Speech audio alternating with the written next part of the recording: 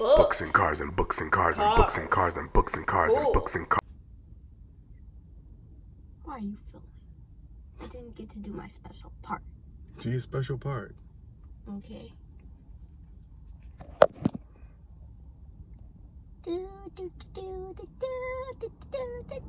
Hey! Carmex! Make sure lips ain't chappy. You did a whole commercial for Carmex? Where did that come from? I don't know. Oh my goodness. What? How are you gonna start books and cars with a commercial and they're not even paying you? They'll eventually see the video. Oh, you think Carmex is gonna be like, hey, I want to hear a dad and their daughter talk about communication. Can we just look around? And they're like, wow. This family is doing exactly what we want, and they even sponsor us without us asking. Hired?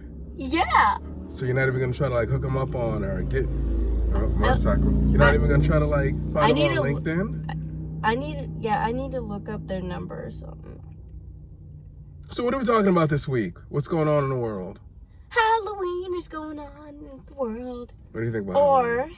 If you're in the Spanish culture, it may be, or Hispanic culture, it may be Dia de los Muertos. Dang, you did a good job. How to mess that up? What? Saying it. Dia de los Muertos? Mm-hmm. Wait. That makes noise. Dia de los Muertos. What does that mean? Hello. It means Day of the Dead. It's Okay. where your family can set up an altar, and then you can celebrate some of your loved ones passing. You can celebrate some of your loved ones passing, so you're gonna set up an altar and kill them. So we're celebrating the ones that already died, or? Yes. Oh, all right, okay. And you can put flowers and their favorite foods, and you can even have a party. What do you want on your altar? Candy. Of course you want candy. And Sprite. And Sprite. And probably some anime. You can't eat anime. I know, but you can still give them some of The their favorite things. Stuff. Fidget toys. Yeah. Put some fidget toys on my altar. Anything else happening in the world? Let me see. Turn your face. Did we even check to make sure that we didn't have anything? Oh, no. I got any face on my face? What?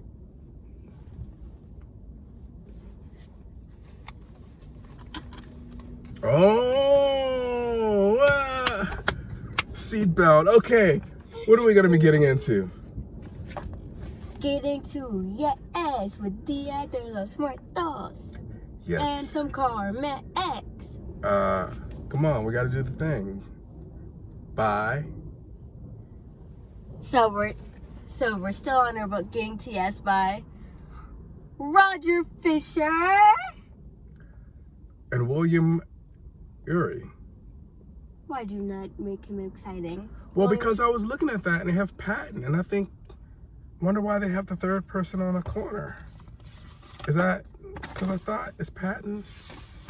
How did they have Patton on the corner like that? Roger Fisher, maybe Patton is the editor. Oh, they gave credit to the editor. Most people don't do that. Oh, cool. Bruce Patton is the editor, right? Bruce Patton. And Bruce Patton. Bruce Patton. Okay, come on, let's get into it. We need to give him some credit. He edited the whole thing. Yeah, I know. Editing is like magic making. Magic. Yes. You always gotta give some kudos to the editor. The magic makers. Yep. I just started working with a copywriter and editor too. She's a magic maker. I dig.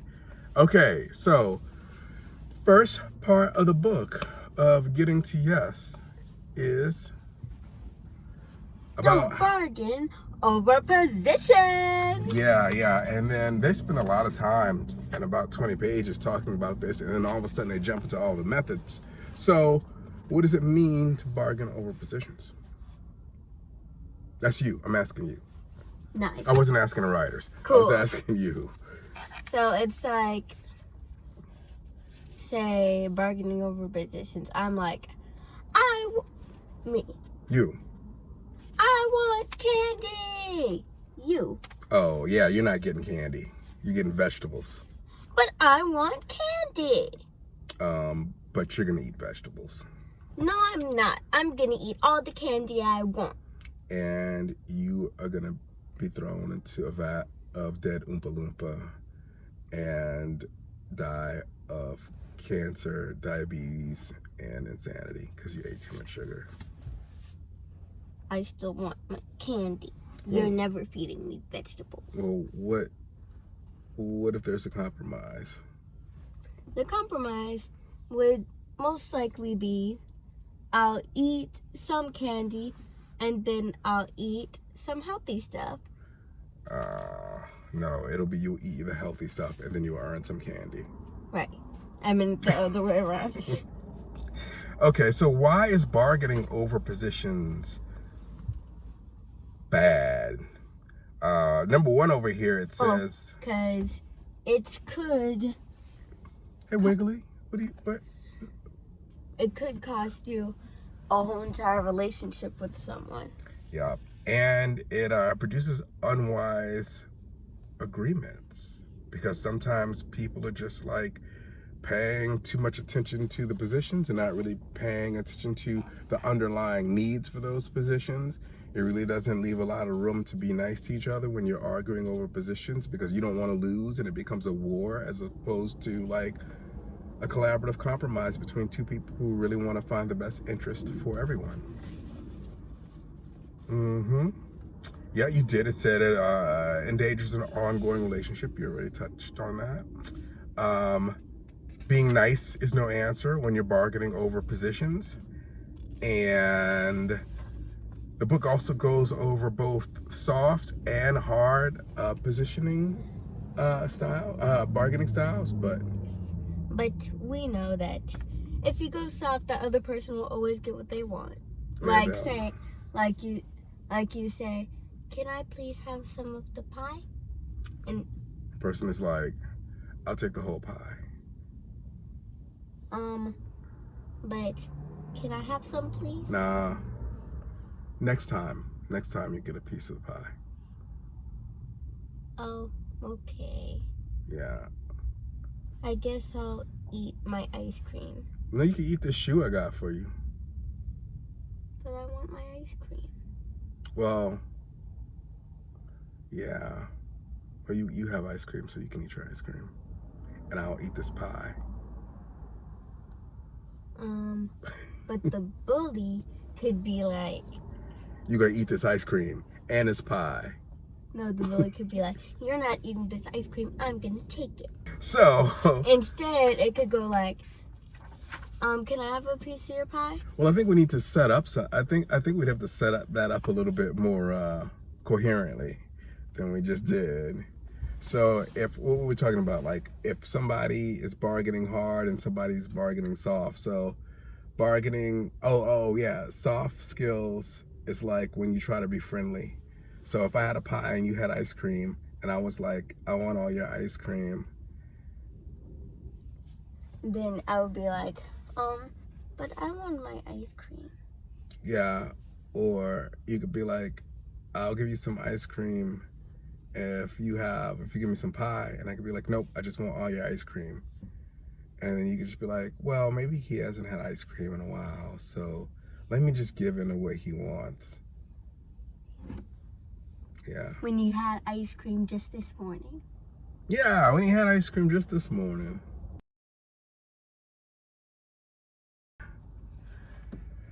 So the book is gonna tell us a better method than negotiating for position or like negotiating hard or negotiating soft.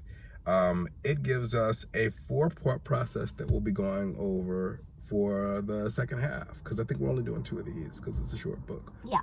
Cool. So the 4-step process method is 1, you gotta think about the people and separate the people from the problem. Separating the people from the problem. Give me an example of that. What you got? Separate the people from the problem. Okay, we got that part. Okay. Now, what does it mean? It means like if your friend isn't talking to you, you'll be like, why aren't they talking to me? what? What's wrong with them? Mm-hmm. But you could instead, you could be like separating them from the problem. The problem is they're not communicating with you. Well, communication is not occurring between the two of you. Mm-hmm. Yeah. And then 2, interest. Focus on the interest, not positions. Okay, so your position would be if, what is your position in that scenario? My position would be the person that's not being talked to. Yeah, that's your position. And you would like your friend to talk to you. Yeah. Okay, and then the other person's position, we don't even know the other person's position because we haven't even had a conversation with them to know what's going on. Mm-hmm. Yeah, so maybe the other person... They could be the victim of something. They could be. So then the third step is options. So create a variety of possibilities before deciding what to do. So since you don't know the person's position and you really haven't had a conversation, you can use this positional thing twice. You can generate a variety of possibilities of how to approach the person. Like, hey, I've noticed things have been different. And you're not talking to me very much lately, so... Well, not talking to me very much lately is more of a judgment. Because they may be, like, not even thinking about it. So the safer way of doing it is, hey, I've noticed that we have not been communicating. Have you noticed that? And then the person says, what sounds better to you? I've noticed you haven't been talking to me lately. Or I've noticed that the communication between the two of us has kind of slowed down a little bit. Okay, that's some ways. Okay. And then so you separate the people from the problem, focus on the interest, like maybe what's going on and what the person really wants. And then once you focus on what you want and what I want, like let's take this further. So I say, well, you know what? I've noticed that you've noticed that we haven't been talking. I noticed that I haven't been talking too, but it's because I want more space. And then your position could be like, but I want to talk more because I really want to know more about you because you're a cool person, right? Yeah. And so now we have our 2 positions established. So then once we have the positions and the interests, like the things I want to do and the things you want to do, we have to generate a variety of possibilities. I mean, what? Why are you paying attention to that? We're doing this. Yes, we are. And we're sponsoring Buc-ee's in the corner over here. You can't be throwing out, what if Carmex is like, you can only sponsor me in a podcast and you can't sponsor another person? You just gave away our money. We're going to get sued by Carmex. Anyway. We haven't even done anything with them yet. I know, that's why we shouldn't be doing anything for them yet. So, options. Generate a wide variety of options for me who wants my space and you who wants to talk because you want to be like super friendly and want to know all about them. So what are some options? What are some options we can generate in between the two of us? We can set up different times for when we can hang out together. Mm-hmm. And different times for when we can have our own space. Yep. And then I could always start by like saying, okay, how much time do you want, to be quiet? And then once we do that, we can kind of make a schedule. Or another option could be like, okay, well, we can just be quiet together. And maybe we can draw together. And that way you don't have to feel like, I'm asking you too many questions. Mm-hmm. Okay. And then the fourth part is criteria. Insist that the result is based on some objective standard, which means, I guess, making sure that it's not leaning towards one person more than the other. So, I think that's what we'll be going over in the second part of the book. And it's, okay, so that's the first part of the book, the problem. This is the second part of the book, the solutions. And we're only doing 2 episodes, so we're gonna have a lot of reading to do to go over each one of those 4 methods. Yep. Okay. You up to it? You know I can't turn down a tap. challenge. A challenge? All right. Well, we gonna knock it out then. This is a book by Fisher Yuri and Bruce Patton. Is there anything else you want to tell the writers? Like and subscribe. To Books. And books. And cars. And books. And cars. Books and cars and books and cars and books and cars and books and cars and books and cars.